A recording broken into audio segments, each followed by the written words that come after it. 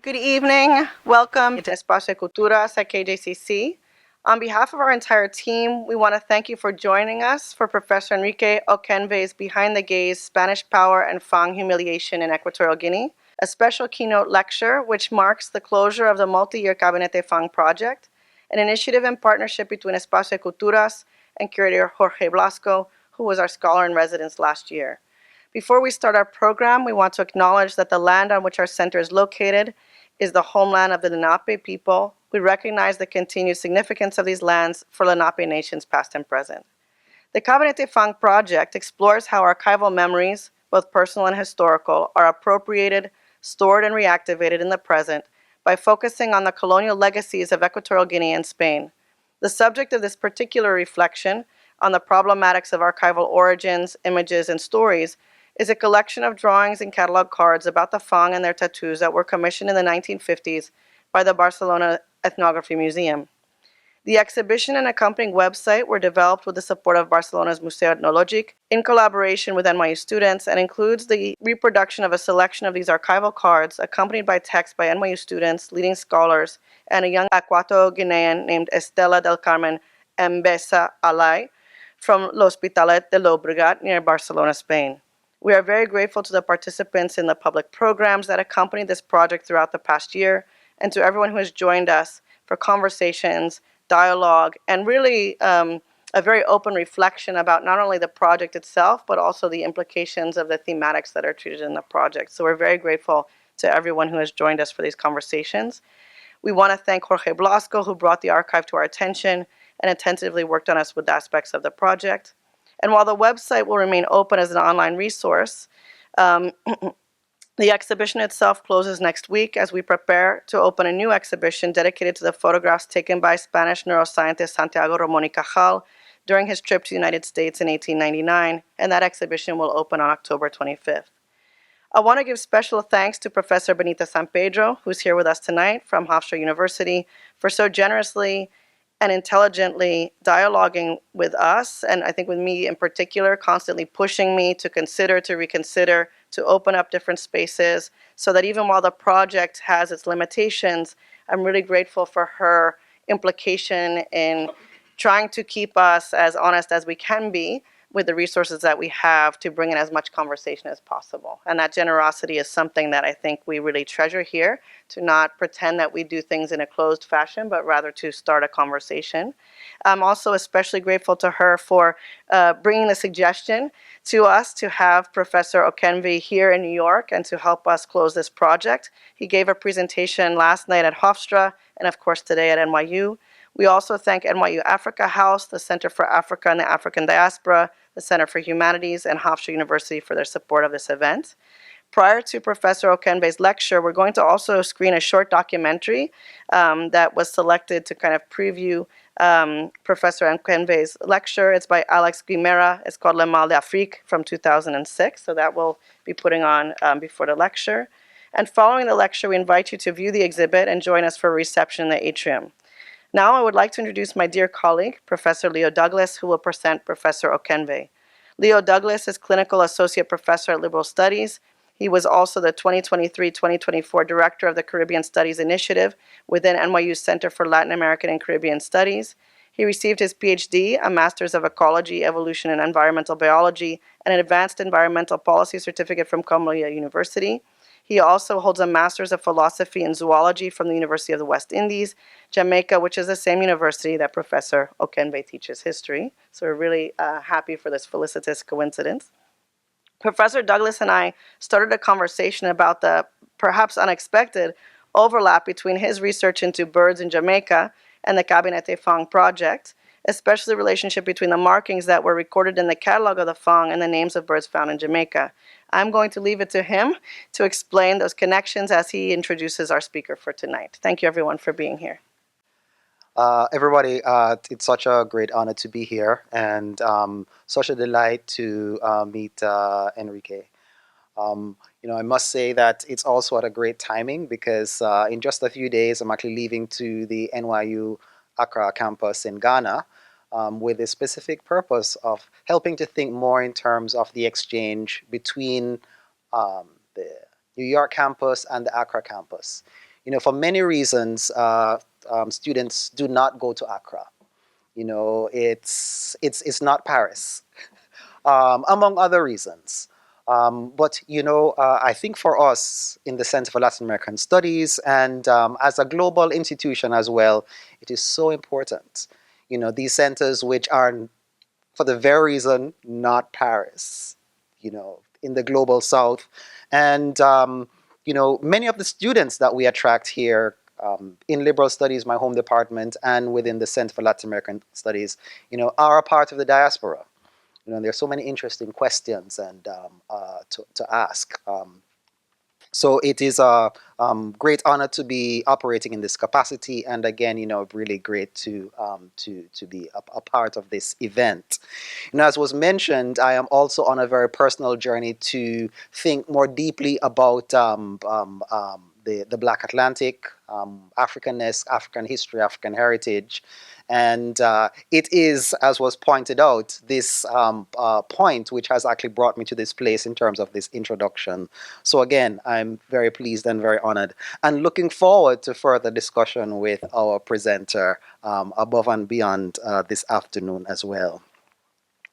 It is my pleasure this afternoon to introduce Professor Enrique um, Okenve. Good. I got that down perfectly earlier. Who teaches African history and research methods in the Department of History and Archaeology at the University of West Indies, Mona campus in Kingston, Jamaica, and who also is our former head of department as well. A child of the Nzomo clan and Africa's post-colonial exile, he was born in Spain. There he grew up aware of his belonging to Equatorial Guinea while learning about his family's opposition to colonialism and successive dictators that plagued this country since its independence. His cross-disciplinary research focuses on 19th and 20th century West Central Africa and relies heavily on oral history. He recently completed a book manuscript that explores the development of tradition as an ideological tool to resist the Spanish colonial state in Equatorial Guinea, and is currently working on a new book project that examines transcontinental ties and the human factor behind the involvement of colonized Africans in anti-colonial national movements. A well-published scholar and an excellent person, because I did do my homework and speak with all my colleagues like, who is this guy? Enrique, welcome, and we are thrilled about the opportunity to benefit from your scholarship and your perspectives. Welcome. Thank you. So as mentioned, we're going to play this brief documentary. It's something that Enrique Benita and I thought would be an interesting intro.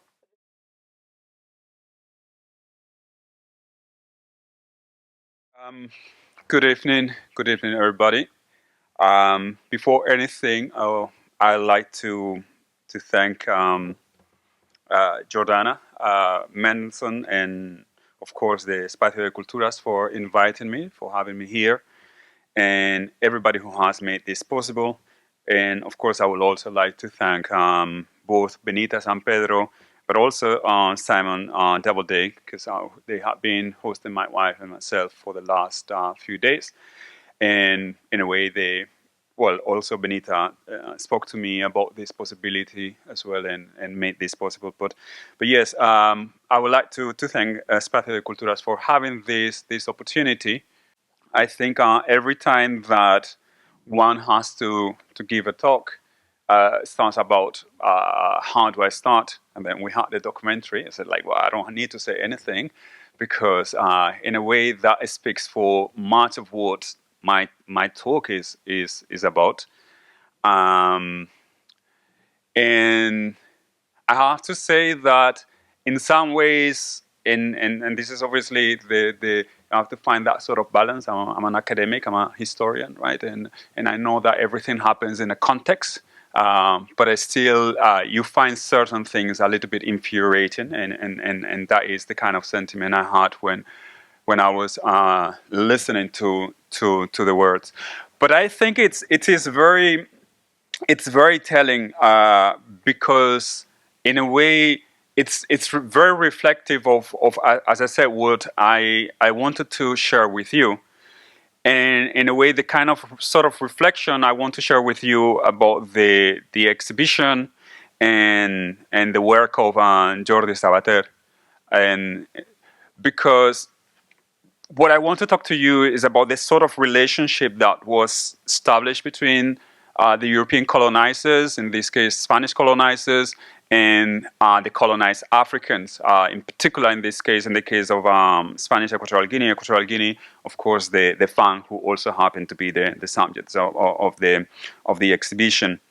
The colonial relationship cannot be understood if we don't look at the imbalance relationship, extremely imbalanced relationship between the colonial masters that you saw there.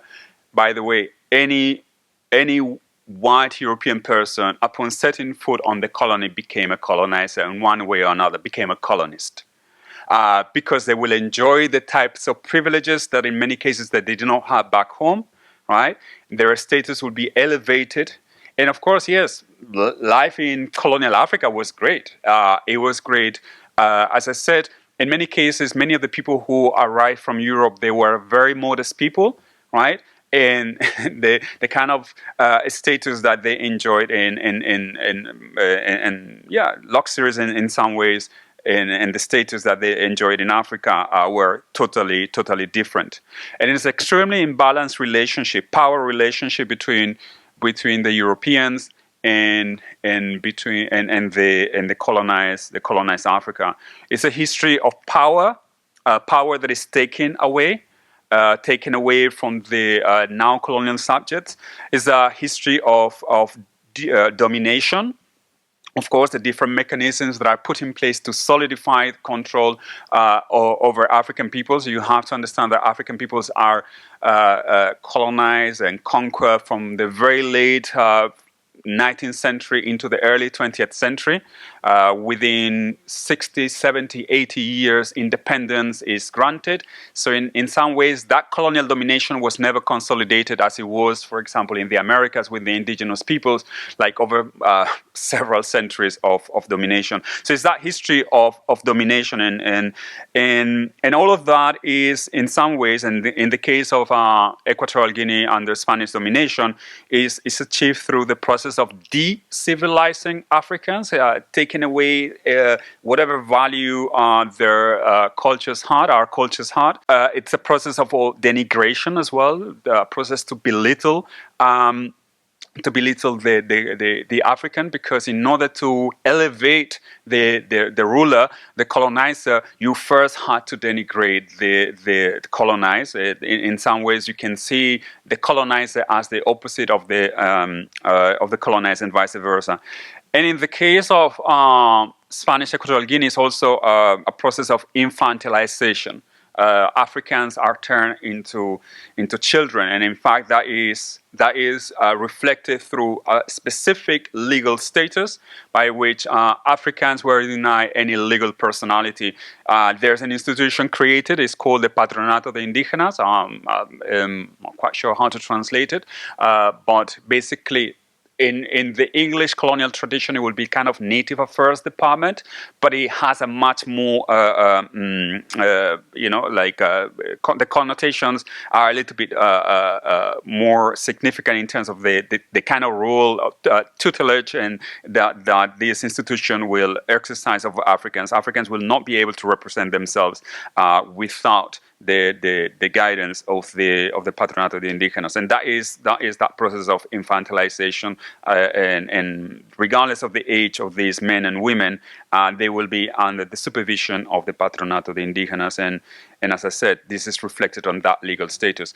Only Africans who were granted the character of emancipados, like legally emancipated, like which I guess is like legal adults, they will enjoy the same legal status as the rest of as the Europeans, right? And only once they meet certain criteria. So this is reflected in this kind of this infantilization is reflected through this legal status, and there are many implications. And in addition to that, as a result of this or many other policies, it's a history of significant and continuous colonial abuses, or abuses of all sorts. Some of them might be menial, but some of them are way more significant, costing the lives of Africans, and nobody will pay for it. I mentioned yesterday on a different talk that one of the things that we see under colonial domination is two forms of violence. What I will call, in inverted commas, legitimate violence is perpetrated by the state, the colonial state. There's no problem with that one from the perspective of the colonial administrators, but also the illegitimate violence, which is perpetrated by regular settlers, colonists, even missionaries and nuns, Catholic nuns. They're perpetrated against Africans. That is not legitimate in the sense that it's not supported officially by the state, but there's never any sort of punishment against those who incur in this type of violence against Africans. And those conditions, it will become very difficult for Africans to be defiant and to reject the type of domination and the type of hierarchies that were imposed on them. And I think that is what is behind the gaze, the title of my lecture or my talk, because what happens is that when Jordi Sabater, like Hernandez San Juan, arrived in Equatorial Guinea, what is very clear to me is that they do not know the history of the people that they are going to be dealing with, and they don't care to know it either. But they don't know that sort of history that will make, that will contextualize, will help to contextualize what they are doing there. They don't care to do it either, right? So what I'm going to try to do today is to give you a little bit of what is behind the gaze. What is that sort of history that led to, in the 1940s, Hernandez San Juan, and in the 1950s, Jordi Sabater collecting all of these images of Africans. There is a history that is very significant, and that will help us to contextualize what is the meaning of the extraction of these images in a way. The extraction of images that to them might not be done in a violent way, but because of the whole unequal relationship, there is a lot of implicit violence in that sort of relationship. I'm not sure, I suspect they were not aware of that, right? But as I said, that is partly because they don't know the history of what happened before, and perhaps I will dare to say they didn't even care about that history. And the other thing is that behind the gaze, and that is not so much something that I can tell you for sure, it's more on a tentative level. I will tell you towards the end perhaps how it is that maybe these people may have felt, because the people who are the subjects of these drawings or pictures and films and so on, they do know that history. They are themselves have gone through this. As I said, this colonial history, especially on the mainland region of Equatorial Guinea, it started relatively late, from the early 1900s. So these people that we see in films like this or in the drawings are part of that history of colonial takeover, conquest, and colonization. So to do that, I first have to tell you a little bit about the Fang. I'm going to tell you in more detail shortly, but just to contextualize the physical space, I will be mentioning Equatorial Guinea. But the Fang speakers do not just live in Equatorial Guinea. They live in southern Cameroon and all the way to central Gabon, and of course in between you have mainland Equatorial Guinea that was known during colonial times as Rio Muni, right? So there are diversity of Fang-speaking groups, and they extend over a very vast territory, and this is significant in certain ways. That is how people live across this territory and move relatively freely across this territory. We don't know for how long, for centuries. I will tell you a little bit more about that later. But just long story short, let me also give you a little bit of context to this sort of colonial takeover. From the 1840s, the French are going to establish themselves farther to the south in Libreville in Gabon. The Germans farther to the north, they will take over. They will begin to start to take over. Cameroon, what is nowadays Cameroon, from the 1880s, I think it's 1888 or something like that, that they will establish themselves in Yaoundé, today's capital of Cameroon.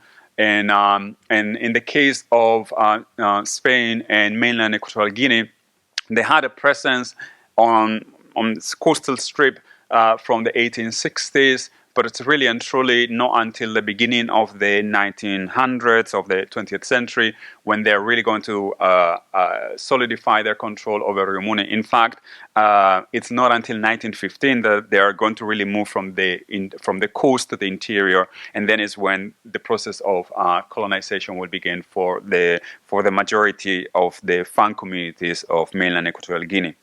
So, with the arrival of the European colonizers, even before that, we are going to see a process by which, as I mentioned earlier, Africans, and this particularly the Fang, in the case of Equatorial Guinea, but not exclusively, the Bubi of Fernando Po or Bioko, which is the island where the capital of Equatorial Guinea is located, they also suffer a similar process of being turned into primitive peoples, right? But in the case of the Fang, this is very, very clear. Even before the Spanish penetrate or take over the interior of Rio Muni, they are going to read all sort of accounts about the savage nature of the Fang. So these myths and stories about the savageness of the Fang predated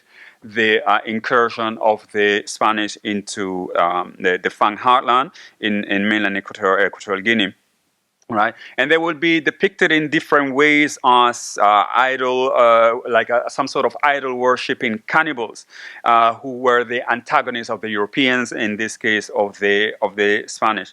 And the myth of the Fang as cannibal people was solidified from the 1860s. And it is this person here, Paul Duchaillu, who contributed significantly to popularizing the notion of the Fang as the savage cannibals of Central Africa.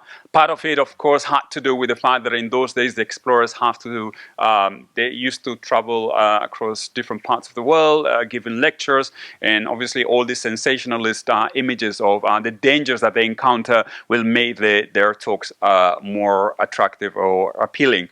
Paul Duchaillu, as I said, contributed to this. He published in 1855 Exploration and Adventure in Equatorial Africa. Well, sorry, in 1861, but it's from a trip that he did in 1855, right? But I have to say that, and this is perhaps something people don't know, that sometimes some of these stories about cannibalism and African peoples and cannibalism, sometimes these rumors are started by coastal peoples. So in the case of the Fang, it is the Benga on the coast of mainland Equatorial Guinea, a different ethnic group. They will try to prevent the Europeans from marching into the interior, telling them that's very dangerous. You don't want to do that. These peoples from the interior, they eat human flesh. The idea is that the Benga, like all the coastal peoples, they were the middlemen between the European merchants and the Africans from the interior. So, of course, they don't want to lose that position as middlemen. So they're trying to deter these Europeans. Be as it may, both the Benga and the Mpongwe in Gabon will start these rumors, and Paul Duchaillu made it popular across much of the world. right? And you will see how early in the 20th century, these are my translations, and forgive me, they're probably not perfect, but you can see how some of the Spanish authors are referring to this. And they are actually saying, well, we have heard a lot about it, but although I have visited many Pamwe villages, Pamwe is the term that the Spanish use to refer to the Fang, right? I will tell you a little bit more about it shortly. I have not seen any proof of this brutal habit. Right? And Martin de la Escalera also continued with that. The anthropophagus, man-eater, Palmer, the men of the forest who come out of the mysterious Africa, being truly savages. I have not succeeded in seeing them in the fierceness that precedes them. The same thing, like they hear all these rumors about the cannibalistic character of Fang people, and yet they don't seem to see it. So there are attempts in some ways to quote unquote revitalize or revamp the image of the Fang. But some of these attempts are not very successful. As Gunther Texman will say, and Gunther Texman, I will tell you a little bit more about him, is a German ethnologist who did significant work in trying to understand the culture of Fang-speaking people. He refers to this to this situation, how those images are created by Duchatel are so lingering, they're still so powerful, and despite the work of some people like him and so on, they can't manage to get rid of these images, right? And well, here this is where things turn bad, because as much as some of these Spaniards and of course Gunther Tersman tried to eliminate those images that had been created by people like Paul de Chalier, then you have the Spanish missionaries contributing to solidify this image of the Fang people as cannibals. And you can see the translation, kind of translation, the Pamwe or the Fang type of the black race of the anthropophagus who ate a woman of their tribe. What's the truth behind all of this? I doubt there is any truth behind it. And you can see this poor man probably was taking a photo for whatever other reason, and they just use it in this way in the Spanish Catholic missionary magazine, fortnightly magazine, La Guinea Española. This is an image that is very troubling, as you can imagine, and the text is also exceedingly troubling. So the missionaries, by the way, in Fang, they're called Ntangungo, which means the merciful whites, because after the other whites have come with the arms and stuff like that, the missionaries seem to be taking care of them, but at the same time, they're also doing this kind of work. But so little that we knew that they were not so merciful, right? And you can see some passages also in 1924. So relatively late, you can see how they still referring to African Fang people in these kinds of terms. So these images of the Fang as cruel, barbarous, untrustworthy, treacherous, reactionary, backward, lazy, idle, filthy, repugnant, superstitious. These are all images that started to be created from the late 19th century, but even into the first couple of decades, even 3 decades, or the first 3 decades of the 20th century, you see how these images still are very deeply ingrained in the Spanish imagination, and in fact, they are popularizing these images, right? And you can see that some of these images also turn the Fang not just in this sort of cannibal, but compared to other African groups, they are seen as the most primitive of all the Africans. And I took this passage from Roche, the captain, the French captain that went with the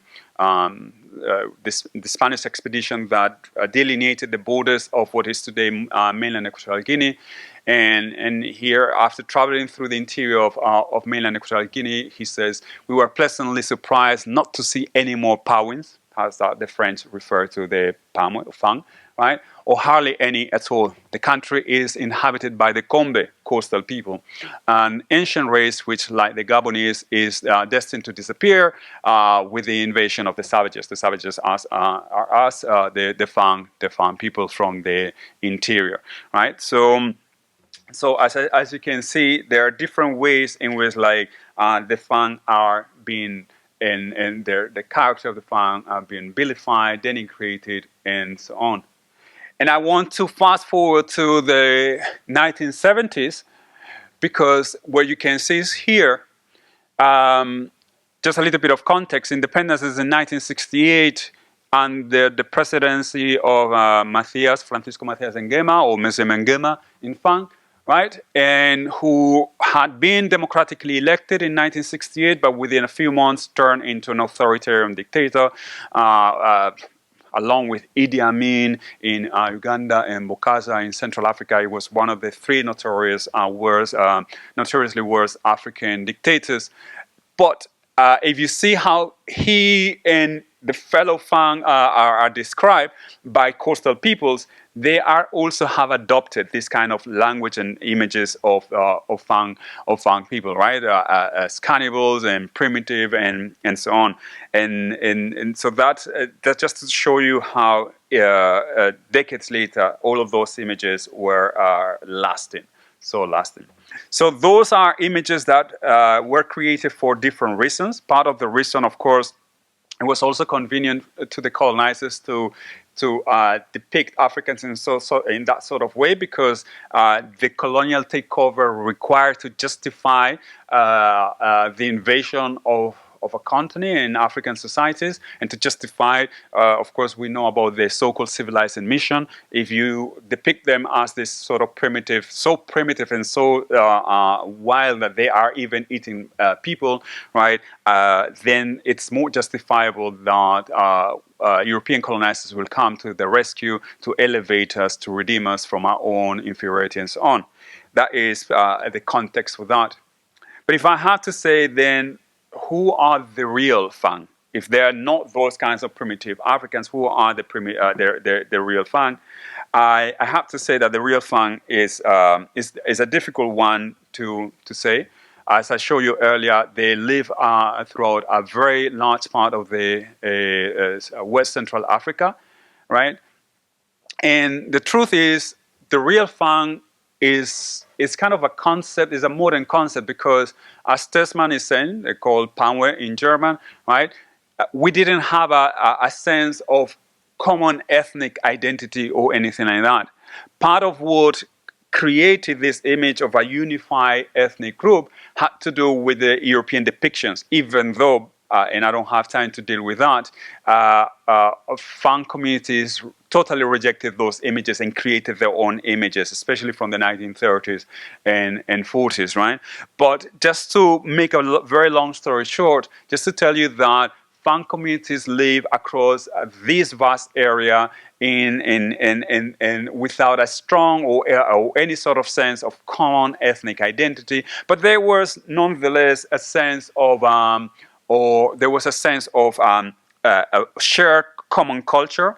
And that is perhaps what, if we have to say who were the Fang, so obviously the Fang would have been the carriers of the kind of distinctive culture that characterize these Fang-speaking communities before the arrival of the European colonizers in this region. So it's the shared culture and the language that characterize these Fang people. And I'm just going to tell you very, very quickly some of the significant elements of this culture. You can see there on the left that is called in Fang is Aba. The Europeans used to call this the Palaver House. This is where men used to gather. Well, they still gather, but apparently many of the decisions were debated in this kind of gathering, because how we live is in small village communities, small communities of relatives, in which like the elders will be in charge of making important decisions. Many of these decisions were taken there. But as you can see in the photograph of the right, the Aba wasn't just a place to debate; it was also a place to get to get together and do all kinds of different activities. So that is something across all sort of, even today, all Fang villages, you will find these kinds of buildings. And the men, back in the day, elders used to tell me, even used to share food in the Aba. So our wives will bring food and we will share it together. That's not longer the case, but that was a very important space in our societies. So as I say, it's elders who are in control of these communities, but the control is limited, because that's another characteristic of our societies. I say they're self-governing communities with elders in charge, but their executive power is very limited. They really don't have the kind of capacity to forcibly or to lead people to do things that are not really part of the political culture, or they are illegitimate, and so on. So the executive power of these so-called Fang leaders is limited, but the authority, however, the authority is significant. And the authority is significant because the leaders are members of your own community. They are your own blood. And in a sense, basically, in the sort of political ideology of the Fang, who better to take care of you and lead you that one of your own. Basically, he has your best interest at heart. We know that that's not always the case, right? But ideologically speaking, it makes sense. And that is important because colonization takes that away and gives the power now to the European, right, who is a complete outsider and has nothing to do with these communities. And one of the things that characterize these communities or Fang speakers is also their spirituality. And here I just have a representation of a bire. Bire is this wooden statue that it was used during a ritual that pay homage to the ancestors. The ritual is called Malan. But it's a family ritual because this is the centrality of the ancestors over the centrality of the creator and God and so on. And that's also important because who better to take care of you than one of your own, your ancestor, right? So this is that you will find across all Fang-speaking communities before colonial times, these kinds of things. By the way, they were never important. The Europeans took many of these things, and Fang people, in some cases, they will give them to them because the real power didn't come from this. They were not. This was not really an idol. There was something else. And that that will be kept away from the Europeans. But these were part of our spiritual traditions. Spiritual traditions that were family-based, like in the case of Milan, but in some cases, spiritual traditions that require cooperation outside family units. The mask on the left is called an Ngi. Ngi is a ritual that every time that there was kind of sort of misfortune in the locality, it will be considered that this will be caused by some kind of witchcraft and so on. So Ngi was the kind of police of the locality that will try to hunt down the witches responsible for the misfortunes affecting the different communities in the area. So those sort of things you will also find, and these are part of the real what I will call distinct Fang culture, shared across many parts of the Fang speaking communities. Today, to this day, there are still some of the rituals. The one on the left is a Ndomba. You still can find some of these rituals. You don't find these ones anymore, or that one either, right? But I mean, some of these they still continue. There on the right is also a ritual of blessing. Every time that a relative dies, the relatives of the maternal relatives of the person the deceased person will come and bless you. So that spiritually, especially very family-based spirituality continues. And an important thing about these Fang speaking cultures is that although they are relatively homogeneous, especially through the language and so on, there's a significant level of diversity. There is a lot of diversity. There's a lot of variation from different areas, from one area to another. But still, you could go from from the north to the south and be able to understand each other and relate to each other because there's still cultural elements in common.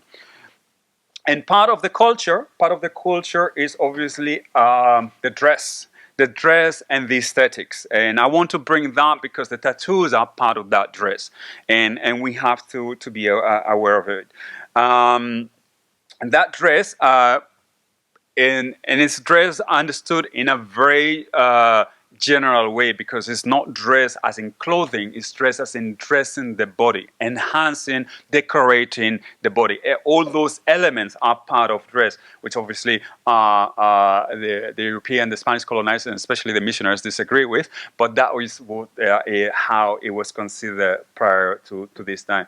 And one of the things that we know about Fang, dress, and aesthetic is that there was a significant care for,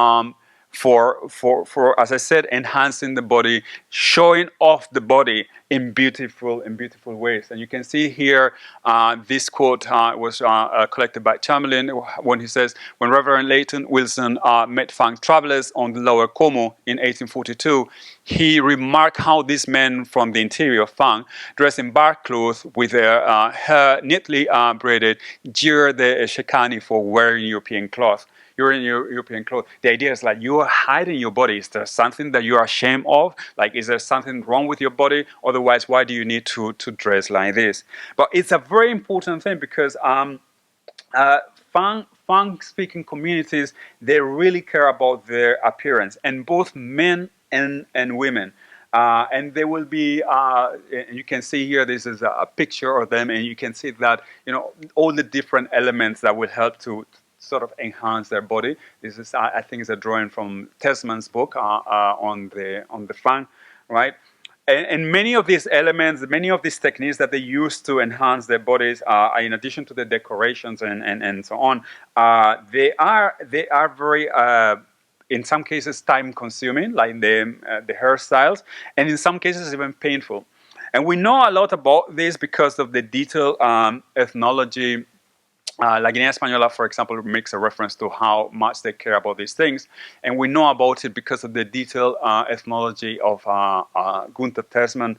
This is, of course, the original in German. I don't read German, but we're lucky that in 2002 it was translated into Spanish. And there is a Spanish translation of this, and there is the wealth of information there is really amazing. Tesman will say that clothing is relatively secondary, for example, and it is dressing the body that really matters. And he will tell us about, for example, the variety of hairstyles and how much both women but also men care about the hairstyles. In particular, there is the hairstyle that is described as the sort of helmet hairstyle. But there's a great variety of styles, as Tesman said, for both men and women. Right, so this is a picture where we can see, again, this is one from Gabon, right? And he will say currently there's no uniform hairstyle for the men. There's a great variety of forms and so on and so on. And I want you to think of that because when it comes to colonization, that variety of hairstyles will deeply diminish.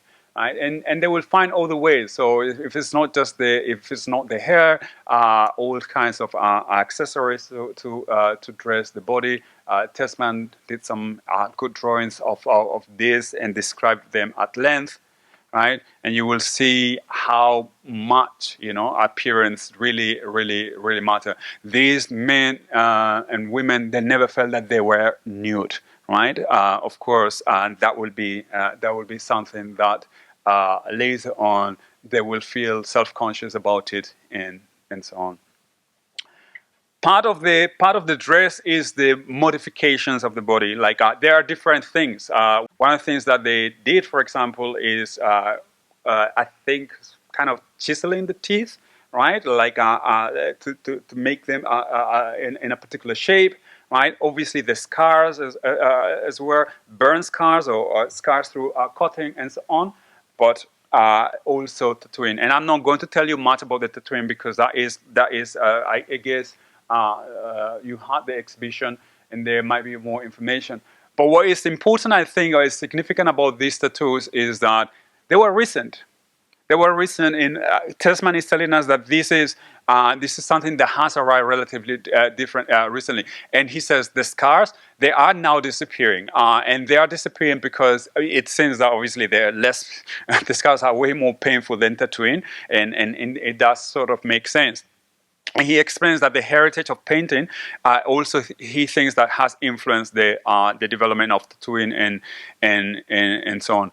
They were imported, he says, about 20 years ago. So let's talk about the 1890s is when they are arriving into the areas that he was working with Fang-speaking communities, right? And he says that even children, you can see it tattoos, but especially he says this young men who are mostly tattooing, and that makes sense because it's something that has arrived relatively recently.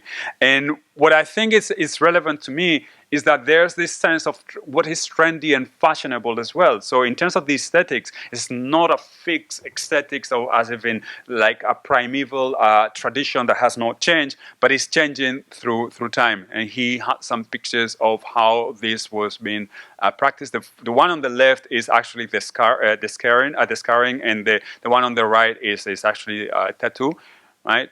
And you can see that. But of course, all of this dress and aesthetics will come to an end with the beginning of colonial domination. What I call here that sort of colonial humiliation. And the humiliation happened in many different ways. Humiliation had more to do with the ways in which the Spanish colonizers exercised the power. So it's not about specific things. I think what was most humiliating about the colonial experience is the fact that one felt that could not do anything to stop those kinds of manifestations of power. That's what was the most humiliating thing. So yes, the things that they will say about them and so on, sometimes even the beatings, though obviously those were humiliating, but that sort of like feeling powerless, that is what I think was the most humiliating part of that type of Spanish power. So from then on, of course, the dress that has characterized Fang cultures and Fang societies, and there were elements of sophistication.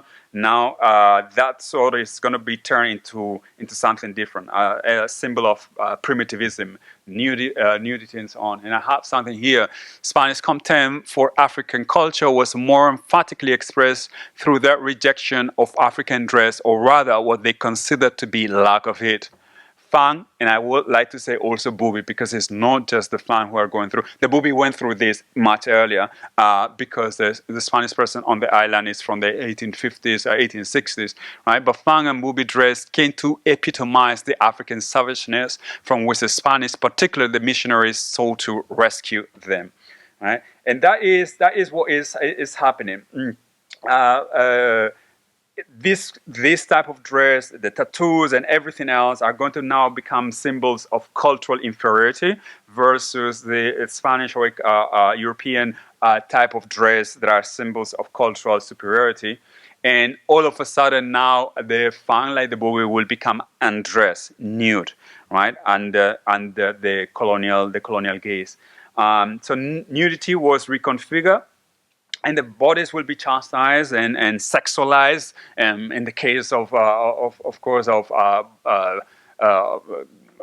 lot of it has also to do with the mentality of the colonizers, late 19th century, early 20th century. Of course, the missionaries and so on. So these elements of if the Fang were celebrating their bodies, that's precisely what the Spanish and especially the missionaries do not want to do. Right, and you can see how there are references to them and how they are perceived. This is still Captain Roche again, and you see the women who are more clothed than the men are much smaller and much uglier. I mean, I think the Hernandez San Juan, I think in the letter mentions something about it as well. We're talking about basically 40 plus years later, still talking about Fang women in this kind of these kinds of ways, right? So now Fang people, like all the African peoples, like the Bubi, have to feel sort of ashamed, embarrassed of themselves, and so on. You can see here, even earlier, the natives of Fernando Po, and these are the Bubis, of course. They're also suffering from this because they are seen as the filthiest race of people in the whole world. They are different in their manners and appearance from their neighbors on the coast. So I just wanted to bring this because obviously the focus is on the Fang. But I would like to say that also Bubi people were victims of these kinds of images and so on. And just like to finish this point, I think it's important to reflect on the fact that the African dress was often misunderstood and distorted because the Spanish rhetoric and actions of the early colonial period revealed the illegitimacy of colonialism that deemed it necessary to denigrate African cultures to justify European domination. In the process, Africans were undressed, stripped of their cultural values, so the Spanish could dress them with the cloth of civilization. As in the emperor's new clothes, the Fang and the Bubi were suddenly considered nude, illustrating how nudity and dress are historically and socially constructed concepts. Fang and Bubi dress, which symbolized cultural sophistication, was now portrayed as signs of cultural inferiority, an idea reinforced by the loss of sovereignty. And then you have to cover the bodies. I'm almost out of time, and there will be different ways. You see, for example, I'm taking this picture. This picture is taking place much later on, but it's important because this cloth, this is what the missionaries used to do. They used to go to the villages and give away these kinds of clothes so people could cover their bodies in different ways. You can see these images actually are not very reflective of the time when they were taken, but they're trying to recreate early episodes. These pictures obviously are from the early 1940s, right? But this picture on the left is more reflective of that early era. These are Fang people from the mainland taken to the mission in Banapa on the island of Bioko, and of course there they will be dressed, and then you see the young women also being taught by the nuns, and also will be dressed. Their bodies will be covered. And as already in 1936, they are referring to that how much they have advanced in the process of civilization by covering their bodies and so on. You can see again on this one a decade later how much they see the progress that they had made as colonizers by way of covering African bodies. And in the schools, for example, African girls will be taught to wash their clothes, right? Because now this is what you will have to use to cover your bodies. And in the case of men, they will be taught to tailor their own clothes and so on. You see the children coming out of church already fully dressed. And then we'll see, this is, I guess, sort of an ideal. One of the things that I have to say is that we don't see it so much in some of these photographs you can see, but it's not just about the bodies. You can see now the hairstyles totally different, right? Like the aesthetics, the sense of aesthetic has changed significantly, especially in the case of the men. Women, as always, they have greater freedom to manage their hairs in different way, but especially in the case of men, that's not the case, right? And you see like very close shaved hairstyles, right? And I can see it here. And at some point now the type of new care for appearance will develop later on, and it will be about clothes and not so much about modifications or enhancing the body as previously. And I just want to finish by going back to Jordi Sabater, but also Hernandez San Juan, and this notion of haunting African bodies, because in a way, I think the exhibition is reflecting that is the hunt for these bodies, these images of Africans and so on. And I'm using this based on the title of the book, Mbini, cazadores de imágenes en la Guinea Ecuatorial, which I guess doesn't need translation.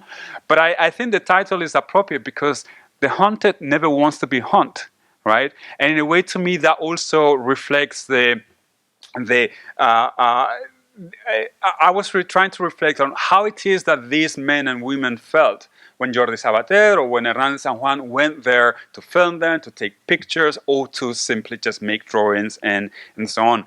I know that Sabater may say that they accepted, in some cases they received payment and stuff like that, but I have said before that the nature of colonial power made it very difficult for a colonized African to say no to a white person, right? So because of that, I think this notion of hunting is important.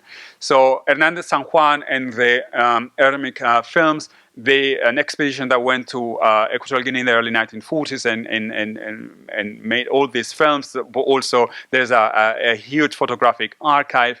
Right? And I think what is relevant about it is that when they went there, African societies have changed significantly, but in a way, they will try to sort of recapture what it may have been like before they were civilized, right? And it is this kind of late ethnographic interest that is associated to a new sort of like era during the Franco era. They created the Instituto de Estudios Africanos. Is now like finally it seems that they seem to have some interest in African cultures, but the interest is in this sense of like primeval African cultures, not on that sort of history that had happened to them over the last few decades. So San Juan, Hernandez San Juan, or Jordi Sabater arrived there without any sort of knowledge or interest in knowing, okay, after this, what happened to you before I arrived right here? So you see the type of images they are collecting, and they're exoticizing African cultures. And okay, so how it is that you make your food, or how it is that you make the oil, how you hunt, all of these sort of things that they are trying to capture here. And it's even more exotic in one of the films that they made called Balele, which I think Benita heard me when I said that I also hate this term, because Balele, I guess, is a distortion of the word baile, as if Africans could not do actual baile because that's too civilized. But what they did is baleles, right, or something like that. And again, is that these are the images that they are fascinated by. And it just finally, you have the work of Jordi Sabater.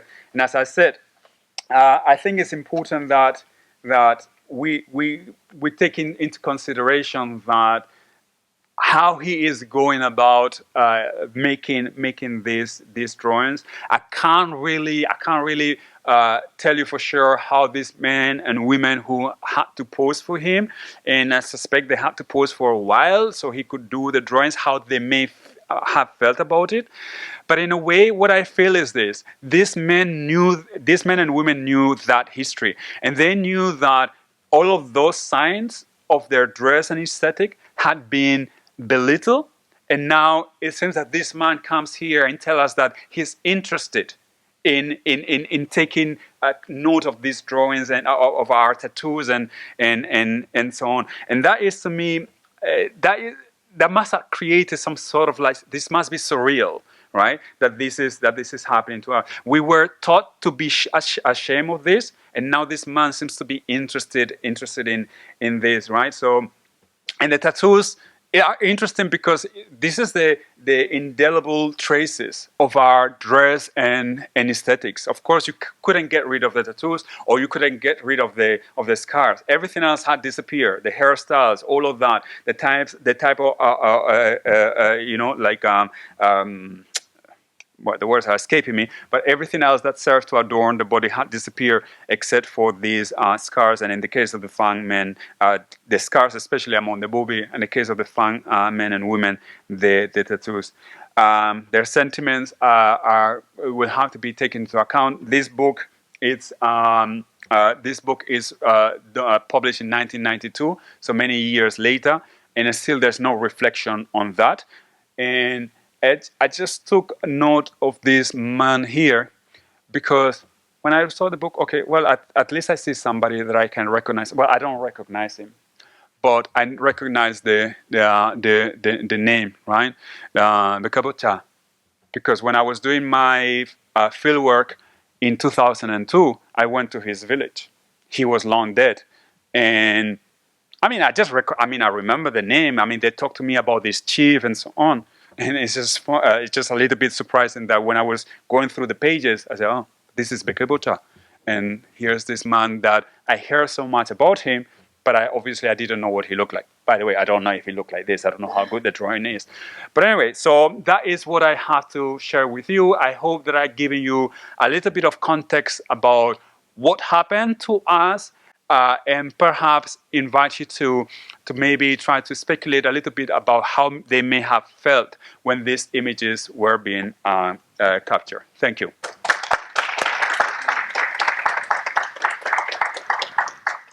I'll probably start off with a question so I can let everyone simmer for a little bit.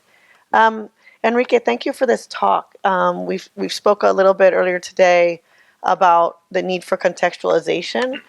And when you showed the photographs of the way in which just a few years prior to this project that Jordi Sabater did, the impulse was to cover. Mm-hmm. And I just made me really think quite vividly about then for Sabater P to do the drawings, he would have to have uncovered. Yes, of course. And I'm wondering if you can describe a little bit more from what you've done in your historical research or any of the information that you gathered about, are there kind of records about either a resistance to or an embrace of that covering? And then when this project was done, it would have been decades after that. So it's not a process of transition now. Like in the 1950s, you're showing photographs where an individual who was part of the Fang population would have been wearing a suit or, wearing westernized clothing. So then where Sabater P is going would have had to ask for an individual to undress to reveal the kind of documentation that he's taking. I think obviously one of the advantages that Sabater has is that he's also spending a lot of time in this kind of rural communities. So of course, when these men and women are in their villages, they're not necessarily covering their bodies like this. I mean, my father was born in 1950, and he will tell me still, yes, it will be common, that for the men.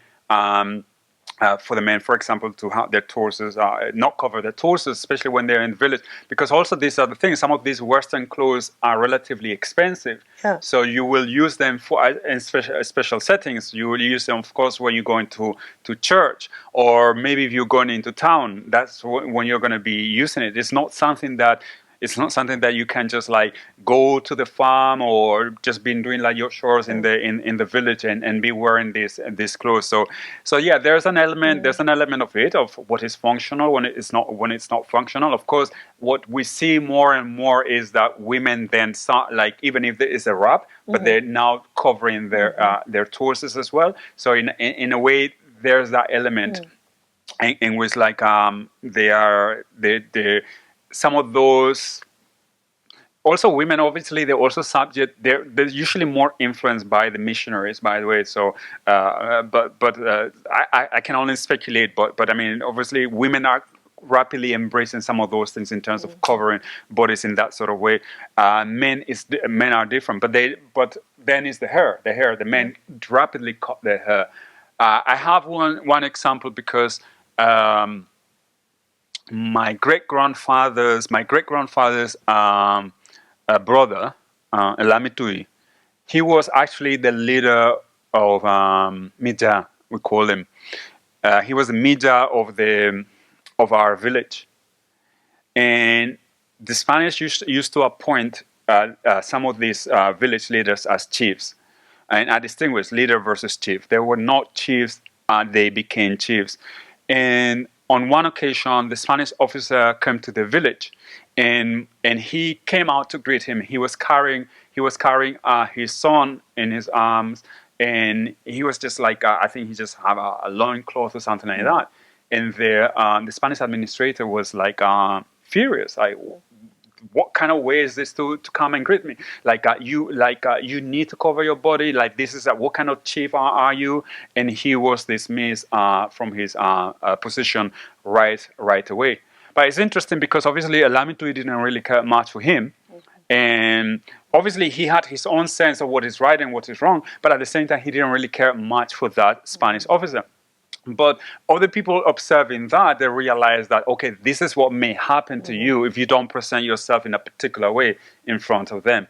So sometimes there are these kind of subtle ways in which like people are learning how to conduct themselves or present themselves in front of the Europeans, right? So Yeah, and that relationship between power and adornment that you were talking about, that also, given that Sabateri P had spent so many years there, and the request to make this documentation is coming from the Spanish government, basically, at the time, the colonial dictatorial government, makes you think a lot about that dynamic and the time spent and, what kind of dynamic is being created when there is an observation of power related to kind of covering or adornment or non-adornment or covering.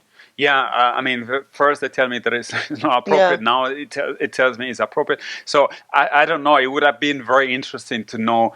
I never met anybody who told me yes, and there was this Spanish man who came here to the village and did these things, and maybe I would have a conversation with them. But unfortunately, I didn't have that opportunity. So it's, you can only speculate as to how they might have felt about it. But there's something that I did not mention that I also started to reflect on when I was preparing this talk, because, cultural appropriation. I never really think much about cultural appropriation or anything like that, right? But I think, thinking of this presentation, I said, this is what is wrong with the so-called cultural appropriation. By the way, I am one who believes that, culture is always exchanged and travels across the world. But what is wrong is that when you see that in the West, in the global North, as they call it now, some of these so-called primitive aesthetic traditions are now incorporated without reflecting on the history about the history of how people were made feel about themselves, precisely for braiding their hair in this particular way or tattooing their bodies in that particular way. That is, to me, what it's perhaps more concerning. So perhaps there should be a much greater effort for people to reflect on that sort of history, how people who were made feel so bad about themselves, precisely for things that now people are finding beautiful and worth imitating and so on. First of all, thank you, Enrique. It was a really gripping talk, and your sense of personal investment in all of this was extremely tangible. I wanted to ask you, the short version of my question really is, I wanted to ask you about the migration stories, which you alluded to in a relatively early slide. And I think the slide suggested something about the difficulty of using those stories as a historian because they had become mythologized. I wonder, though, whether you think that those stories may contain important sources of history. Okay. Whether we can also rehabilitate, if that's the word, or mine those stories for things which, as a historian, you consider to be accurate. And I wonder in particular whether there are hints in those oral traditions of the reasons for the migration. And I very, very vaguely have a sense that there's a story of westward migration across Central Africa. And I'm very curious about whether there's any hint as to the reasons for the migration. Thank you.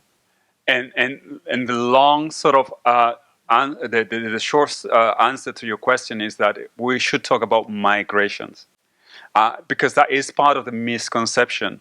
In the late 19th century, early 20th century, the Spanish are referring to those hordes, those migrants who are invading the coastal regions. It's almost like a long continued migration. But people had been moving across that space for centuries. And the truth is that we don't know for how long. We don't know for how long. So, I mean, I think I mentioned to, I think I was talking to Benita, one of the one work that I want to do is actually to try to bring different techniques to study those migrations, because there's much greater interaction between some of the groups in the region than we tend to assume. But there are different reasons for migration. So, for example, there are people who are telling you that, oh, we left this region because we were attacked by a group. Other people will tell you, we left that region because we knew that we wanted to buy the salt on the coast and things like that. So people are not migrating as a ethnic group, they're migrating as family units. And so it's not a continuous movement, and it's so you hear all sorts of stories, but there is some elements that they distinguish. People will distinguish between their own family story of migration, which sometimes may have been relatively recent or not, we don't know, and there's some more mythological or like long distance migration.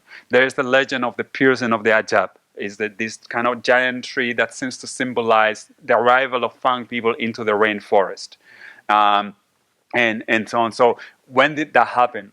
That's the problem for the historian, and that's why we will have to bring maybe archaeologists and other types of linguists and stuff like that to do that kind of research.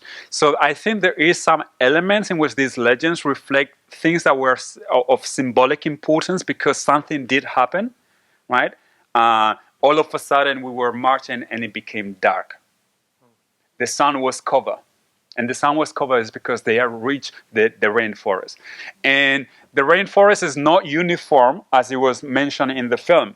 It's quite the opposite of being uniform, but it's very dense and it's extremely impressive for anybody who has never been to the rainforest. And it seems that at some point, Fang people also felt equally impressed by the arrival into the rainforest. So there is something about it, but it's very difficult to put the finger on. The historian wants more specific factual information, and that is an extremely difficult thing to do. Just as a very quick follow-up question, is there any hint in any of those stories of an ecological disaster, epidemiological disaster? And I ask that partly because, and you've mentioned archaeologists, there are actually some medieval archaeologists who've hypothesized about the impact of late medieval plagues, the Black Death actually, in creating an ecological disaster which might then have really... No, I'm not aware of that. What I'm aware, for example, is that in one of the legends, they talk about the Boquin. The Boquin is what in the Spanish will refer as the pygmies, right? And they basically, and it's also all the Bantu-speaking peoples. There's a book which is called "The Pygmy Were Our Compass." It's basically these Boquin are the sort of ancestral inhabitants of the rainforest, and the Bantu-speaking people were managed to survive in the rainforest by learning from them. And those things are reflected also in the legends. But in terms of ecological disaster, no. There are references to violence and attacks by other peoples. Yeah, that's for sure. But no, I'm not aware of anything else. So I have a question. I wanted to return to Sabater P and have a question that relates to two of the concepts that you have been using, the legitimate and illegitimate violence and also hunting, right? Sabater P spent almost 2 decades in a fan community, so to speak, but he was in charge of the Centro de Aclimatación Animal, and his job was to not directly hunting, but commission hunting and collecting animals to be sent legally and illegally as well to the Barcelona Zoo, to other zoos in Spain, and to zoos across Europe, right? And one of his hobbies, which lasted apparently for almost 2 years, was the drawing of the tattoos, pursuing these elders, right, at the time, in a quite expansive region through Cameroon and Gabon and then parts of Equatorial Guinea, to draw these tattoos that he found in people, right, as he discovered them in the forests or in different regions. How do you relate the two activities, his professional charge, right, that he was commissioned to do, to be in charge of the Centro de Aclimatación Animal and the hunting and the commissioning of hunting and shipping species, right, including forbidden ones at the moment already to Europe, and doing this other hobby of his of painting the tattoos? I'm not. I'm afraid I can't really sort of answer that because I can go into kind of a very kind of dark tunnel if I have to think about it, because yes, this is the person who is in charge of reflecting this, but I mean his work seems to have more to do with animals, and obviously that kind of brings all sort of images about how Africans have been animalized and so on. But I don't want to go into there because I will have to do perhaps more thinking about it, and I'm not even sure I want to do it. That Fang people were treated in Fang people in colonized Africans, but Fang people said we were treated like animals. Those references are there. So in a way, maybe the fact that this is the same man who is doing this, they don't see a contradiction. Fang people were treated like animals, but obviously Fang people never felt that they were animals, even if they were treated like that. So there is, and Sabater and his relationship with Africans, and that is also it's very difficult to say how much of an amicable relationship you have with Africans under these conditions, because as we know, when there is such an imbalance of power, it's very difficult to friendship is about equal footing, basically. It's not about that. So I think they were never under the impression that there might be something much deeper here. But the other thing I think is to mention, when you were talking about the hunting, who's doing the hunting? Obviously, I suspect he's relying on local hunters, just like Olaichea. For example, Olaichea is the administrator, one of the territorial administrators in Abibeyin, in the northeastern corner on the border with Cameroon and Gabon.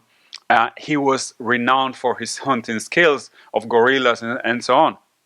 And then I realized that what he used to do, based on the stories that I was told, is that the local hunters will go, they will find the gorillas, and they will basically go back to where he was and tell him, follow us, there's the gorilla, now you can shoot, right? And so I don't know, like with Sabater and these things. So I guess that's what he's also doing. And I suspect, by the way, that he's also crossing into Gabon and Cameroon and getting those animals illegally from there. I wouldn't be surprised, because the animals don't know any borders when you follow them. Mm-hmm. Thank you again for your presentation, Enrique. So going back to the exhibition, and I just wanted to find out, in terms of the field of history and academics within the field of history, you know, you read things on the popular literature about the material that you see in the exhibition, and it's described as scarification, scars, etc. How has the terminology evolved over time in history in terms of publication, just common use, in terms of how these modifications to the body are perceived, written about, described?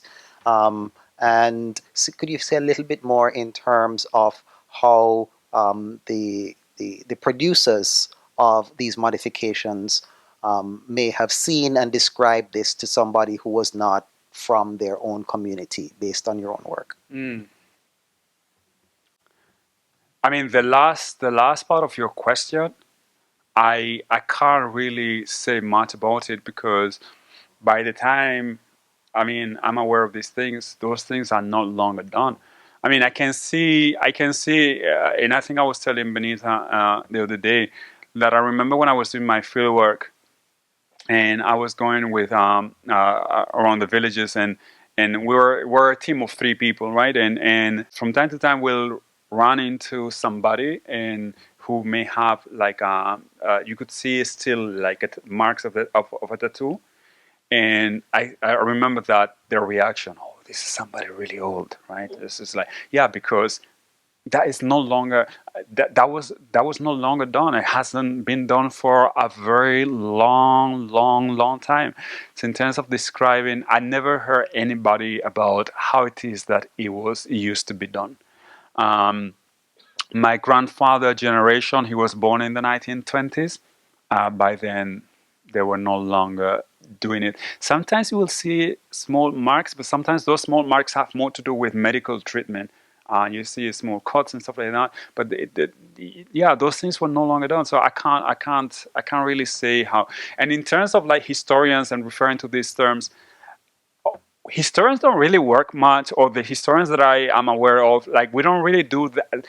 Cultural history, it's something that, especially for Africa, no, I mean there are scholars who do cultural studies.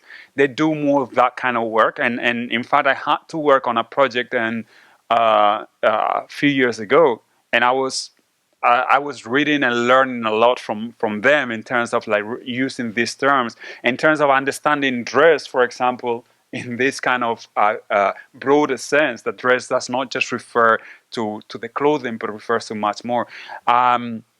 The type of work that I do more in history, I don't often find historians dealing with that, and I think it's people from other research fields, but who obviously had interest in the historical changes and evolution, who do more that kind of work, and they will be able to tell you much better than me about it. Mm-hmm. I want to thank everyone for coming. We have a reception so we can pepper Enrique with more questions while we're also getting some nourishment. Thank you so much again. No, my time is up. No more questions. That's right. You're off duty. That's off duty. We're just going to eat. Yeah. Thank you so much for helping us close out this project. Such an amazing lecture. You saw also in Enrique's slides references to his own scholarship. So I really would encourage you to read deeply into the subject. And thank you so much again for joining us. Thank you. Thank you so much, Adana, and thank you, everybody. Mm-hmm.